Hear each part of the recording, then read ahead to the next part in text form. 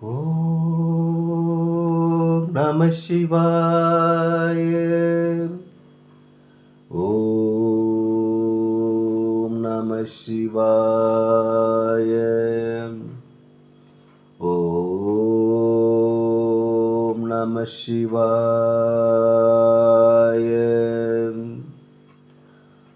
அன்பான சிவ அன்பர்களே, கடந்த நாட்களில் நம்ம சிவபெருமானுடைய தேவார பாடல் பெற்ற ஆலயங்கள், அதாவது தமிழ்நாட்டில் மாவட்டதோறும் உள்ள தேவார பாடல் பெற்ற ஆலயத்துடைய வரலாற்று சிறப்பை ஒவ்வொன்றா நான் உங்களுக்கு வழங்கிட்டு வரேன்.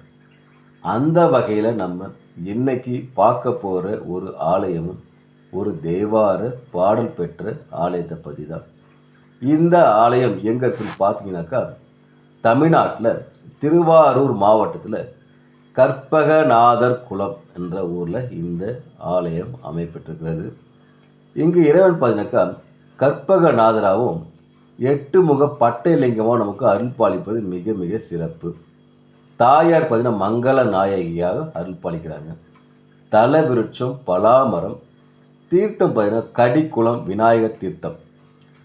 இந்த ஆலயத்தில் தான் பார்த்தீங்கன்னாக்கா முருகர் சுட்டப்பழம் கேட்டு விளையாட தலமாக சொல்லப்படுது.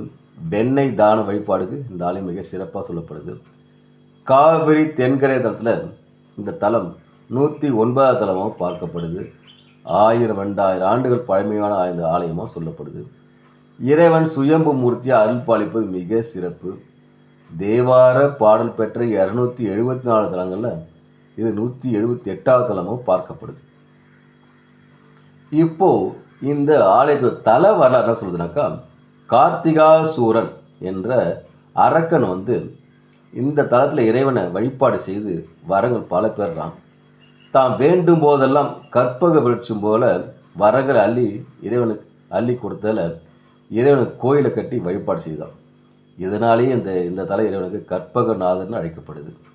அஷ்டமி திதியிலும் சனிக்கிழமைகளிலும் ஓரையிலும் குங்குமத்தோட வெண்ணெய் எடுத்து சேர்த்து வண்ண காப்பு வச்சு வணங்கினாக்கா வேண்டும் வரம் கிடைக்குன்னு சொல்லப்படுது.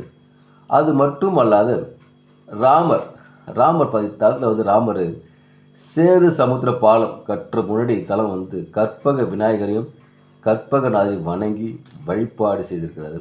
இதன் காரணமாக கோதண்ட ராமர் கோயில் இத்தலத்தில் அருகே அமைந்திருப்பது மிக சிறப்பு.